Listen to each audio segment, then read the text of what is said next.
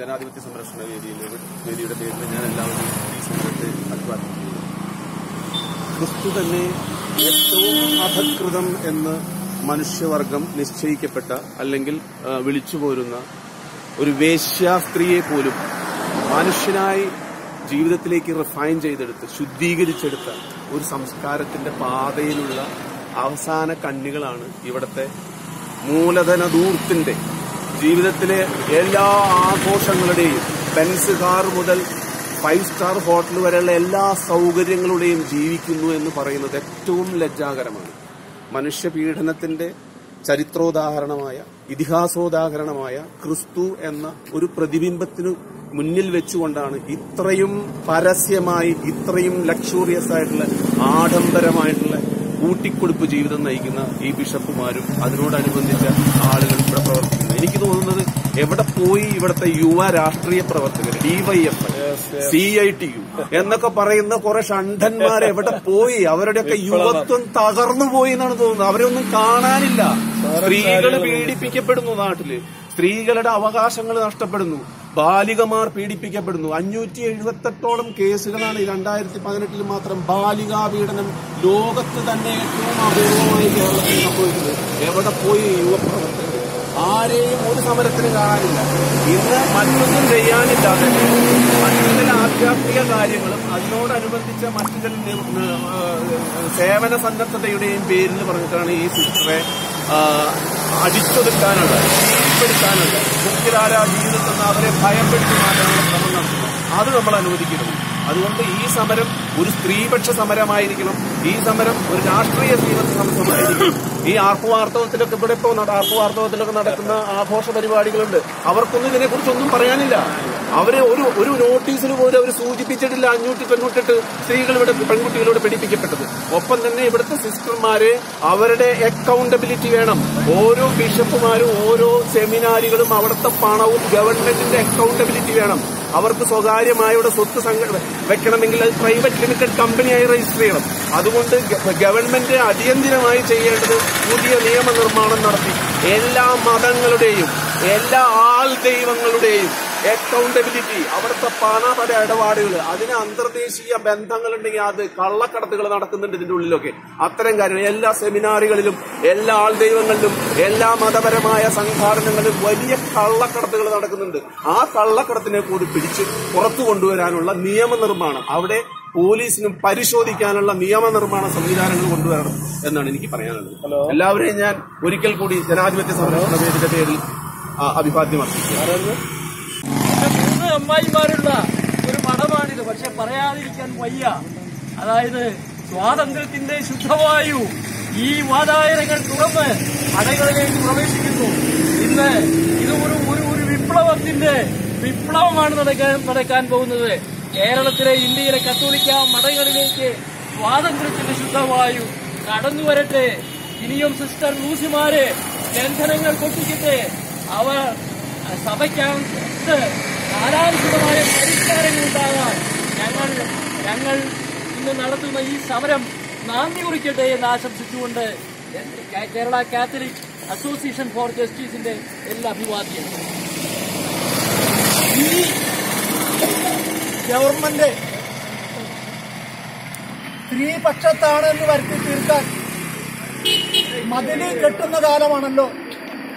ഞങ്ങൾ ചോദിക്കുന്നു, ഞങ്ങളുടെ ലൂസിക്ക് വേണ്ടി ഒരു വിരലനക്കുവാൻ ഇവർക്ക് കഴിയുമോ?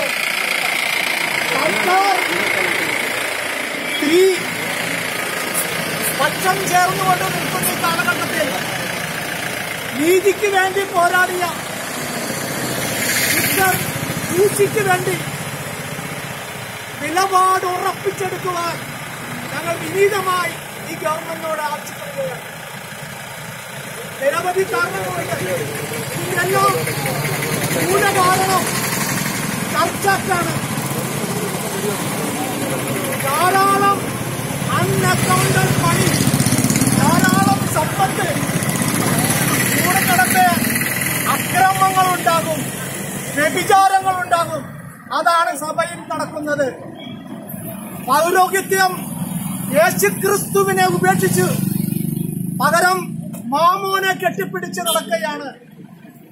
പണമുണ്ടെങ്കിൽ രാഷ്ട്രീയവും നീതിപീഠവും അവർക്കെടുക്കാമെന്നാണ് അവരുടെ വ്യാമോഹം.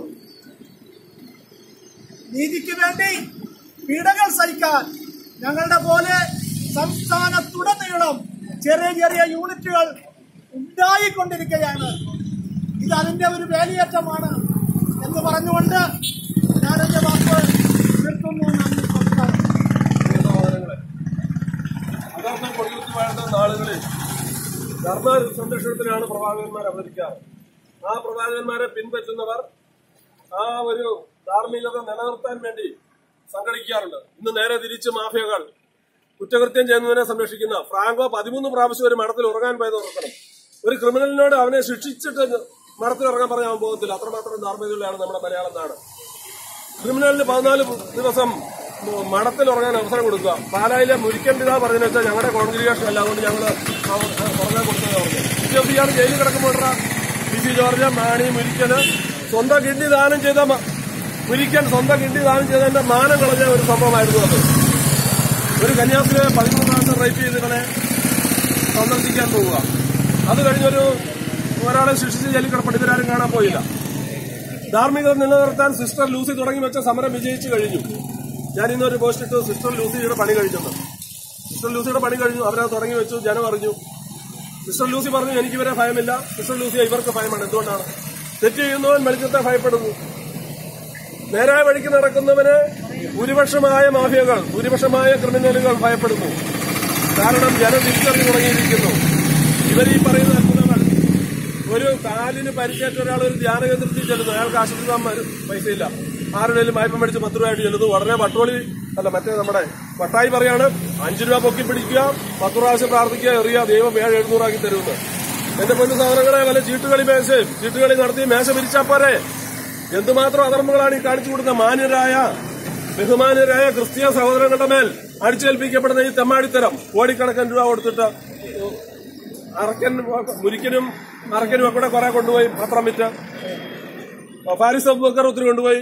വീണ്ടും പിരിവാണ്, ഒടുക്കത്തെ പിരിവ്. നിർബന്ധമില്ലെന്നാ പറഞ്ഞത്. നിങ്ങൾ ഓർക്കണം, ഡിയിൽ തുടങ്ങുന്ന 1-2 പത്രങ്ങൾ വീടുകളിൽ അടിച്ചേൽപ്പിക്കുന്നു, കടകളിൽ അടിച്ചേൽപ്പിക്കുന്നു. അത് സഹിച്ചില്ലെങ്കിൽ അവർ അനുഭവിക്കാൻ ബാധ്യസ്ഥരാണ്.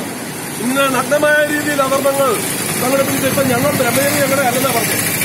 ആനയെ ബ്രഹ്മചരി രക്ഷിക്കുന്നവരെയാണ്. ആന സമ്മതമായിട്ടാണ് ബ്രഹ്മചരി രക്ഷിക്കുന്നത്. ഗജബ്രഹ്മചരി എന്ന് പറഞ്ഞൊരു കവിതയുണ്ട്. ചങ്ങനക്കെട്ടിലും പിന്തുവിളച്ചു മാറുന്നു. പാറ പോലൂർ തടുത്ത വികാരങ്ങൾ 100 പാനപാത്രങ്ങൾ നിറഞ്ഞു ലൈഫിന്റെ ജ്ഞാനസ്നാനം ഞാൻ കഴിച്ചുണ്ട്. ബ്രഹ്മചര്യ പുണ്യമാണെങ്കിൽ എല്ലാവരും ബ്രഹ്മചര്യം എടുത്താൽ ഈ ഭൂമി നിന്നു പോകും. ഇത് കൂട്ട ആത്മഹത്യയായി പോകും. ഏതോ ബൈബിളിൽ പറയുന്നുണ്ട് ബ്രഹ്മചര്യം കിഴവികളുടെ കെട്ടുകഥയാണെന്നാണ് പറഞ്ഞത്. തിന്നരുത്, കുടിക്കരുത്, കൂടിച്ചേരരുത്, ഇതിലേക്കുള്ള ശരണമുള്ള ആചാരങ്ങളാവുന്ന കിഴവികളുടെ കെട്ടുകഥയാണ് ബ്രഹ്മചര്യം എന്ന് പറഞ്ഞത്. ഈ വൈവാഹിക കർമ്മം ആശ്രയിച്ചു കൊടുത്തിട്ട് പോയി കിടക്കുമ്പോൾ ഉറക്കം വരാത്ത കുറെ ഫ്രാങ്കോയെ പോലെയുള്ളവന്മാർ വിശ്വാസ സമൂഹത്തിന്റെ മേൽ അഴിഞ്ഞാടുമ്പോൾ അവർക്ക് സംരക്ഷണം കൊടുക്കുന്നവരെയാണ് മാഫിയ എന്ന് പറയുന്നത്. മാഫിയ എന്ന് പറഞ്ഞാൽ എന്താണ്? നീതി നടപ്പാക്കേണ്ടടുത്ത് അത് നടപ്പാക്കുന്നില്ല. ആ കാര്യങ്ങൾ ചോദ്യം ചെയ്യപ്പെടുന്നവരും ക്രിമിനലിന്റെ പക്ഷത്ത് നിൽക്കുന്നു. അത് കഴിഞ്ഞ് പോപ്പ് പറഞ്ഞാൽ പോലും ഇപ്പൊ ഇവർ അനുസരിക്കുന്നില്ല. പോപ്പിനേക്കാൾ വെല്ലുവിളിയാണ് ഒരു നോബിള്. അവനിട്ടിരിക്കുന്ന പേരാണ് കഷ്ടം. വീട്ടക്കണ്ടിക്ക് നോബിൾ എന്ന് പേരിട്ടിട്ട് ദീപികയെ കൂടെ എഴുന്നള്ളിച്ചുകൊണ്ടിരിക്കുകയാണ്. ഞാനതൊരു പോസ്റ്റിടാൻ വേണ്ടി ഇതിൽ ഒരാളുടെ എടുത്തു. പക്ഷെ കഷ്ടമാണ്. കാരണം മനുഷ്യർ കാക്ഷിച്ച് കളയുന്ന സാധനം അപ്പി തുപ്പിയാൽ പോവില്ല എന്ന് പറയുകയുണ്ടായി. അതായത് ഒരു മനുഷ്യന് ഒരു ദിവസം പോലും മലം പിടിച്ചു നിർത്താൻ പറ്റത്തില്ല. പിന്നെ ഇവര് ഈ പണവും ഉണ്ടാക്കി ജീവിത കോപ്രായങ്ങളെല്ലാം കാണിച്ചിട്ട് ഇവരെ ഈ ശക്തിനെ നിയന്ത്രിക്കുന്നുണ്ട്. എവിടെ പറഞ്ഞ ആർത്തി, കാമം ഇതൊക്കെ സംരക്ഷിക്കാൻ വേണ്ടിയാണോ? ഇതിലൊക്കെ എത്രയോ മാന്യന്മാരായ ആയിരക്കണക്കിന് വിശ്വാസികൾ, അന്തസ്സുള്ള വിശ്വാസികൾ എല്ലാ സമൂഹത്തിലുമുണ്ട്. ഇവര് ഫ്രാങ്കോയുടെ സ്വന്തം സമുദായക്കാരനെ കാണാൻ പോയില്ല, മറ്റു സമുദായങ്ങളാണ് ചെല്ലുന്നത്. ചാരംകൊട്ടികളുടെ പെണ്ണിനെ കിട്ടിയ ഉടനെ ഇവനെ പുറത്താക്കും. ഓർക്കണം, സമുദായങ്ങളിൽ നടക്കുന്ന കോപ്രായങ്ങൾ, തെമ്മാടിത്തരങ്ങൾ നേര് വിളിച്ചു പറയാൻ ജനം തയ്യാറായിക്കൊണ്ടിരിക്കുകയാണ്. പക്ഷെ ഭൂരിപക്ഷമായ ആൾക്കാർ ക്രിമിനലുകൾക്കൊപ്പം ആകുമ്പോഴും ഇവരുദ്ദേശിക്കുന്ന ഇവരുടെ കാര്യങ്ങൾ നടക്കുന്നതാണ്. പക്ഷെ നടക്കത്തില്ല. എന്താണെന്ന് അറിയുമോ? ഇവരെ കൊണ്ടുള്ള ആവശ്യം കഴിയുമ്പോൾ ഈ പറഞ്ഞ കപടരായ വിശ്വാസികൾ, ഈ നമ്മുടെ TV ചാനലിൽ വന്നിരുന്ന ഒരു ബിനു ചാക്കയുണ്ട്, അന്തസ്സുള്ള മനിയാനി എന്ന് പറഞ്ഞൊരു പയ്യൻ കഴിഞ്ഞ ദിവസത്തെ വഞ്ചി സമരത്തിന് കണ്ടപ്പോൾ വിട്ടുപോടാന്ന് പറഞ്ഞു. അയാള് പോൾവാട്ടിൽ പോയ ഫസ്റ്റ് കിട്ടും. കാരണം മടിയില്ലാതെ 12 അടി മതിൽ ചാടി രക്ഷപ്പെട്ടു. ഞങ്ങൾ അക്രമത്തിൽ വിശ്വസിക്കുന്നൊന്നുമില്ല. 100% ഗാന്ധിയൻ സമരമുള്ളൂ എന്ന് വെച്ചാൽ ഭയമല്ല. ഗാന്ധിയൻ സമരങ്ങളെ വിജയിക്കത്തുള്ളൂ. അക്രമ സമരങ്ങൾ ഒരിടത്തും വിജയിച്ചിട്ടില്ല. അതിൽ എണ്ണക്കുറവുണ്ടായിരിക്കാം. സിസ്റ്റർ ലൂസി തുടങ്ങി വെച്ച ഈ അത്യുജ്വലമായ സമരം അവരവരുടെ പരിപാടി പൂർത്തിയാക്കി മരിച്ചോടത്ത് പറയാണ്ടോ, ഞാൻ എന്റെ ഓട്ടം പൂർത്തിയാക്കി, ഞാൻ ഇനി കുഴിയിലോട്ട് പോകാന്ന് പറയുന്ന പോലെ സിസ്റ്റർ ലൂസി അവരുടേതായ കർമ്മങ്ങൾ പൂർത്തിയാക്കി ഈ അത്യുജ്വലമായ വിജയത്തില് അധർമ്മങ്ങൾ തെറ്റാണെന്ന് പറയാൻ ഫ്രാങ്കോയ്ക്കെതിരെയാണ് നടപടിയെടുക്കേണ്ടത്. എനിക്ക് മേലെ അല്ല, വണ്ടിക്ക് ലൈസൻസ് കൊടുത്ത് എന്റെ പേരിലല്ല, സീരിയൽ റേപ്പിസ്റ്റായ ഫ്രാങ്കോയ്ക്കെതിരെയാണ് നടപടിയെടുത്തതെന്ന് പറഞ്ഞ ആ മനോഹരമായ സമരത്തെ എല്ലാവിധത്തിലും പിന്തുണച്ചുകൊണ്ട് ഞാൻ എന്റെ ഒഴിവാക്കി നന്ദി നമസ്കാരം ചെയ്യുക.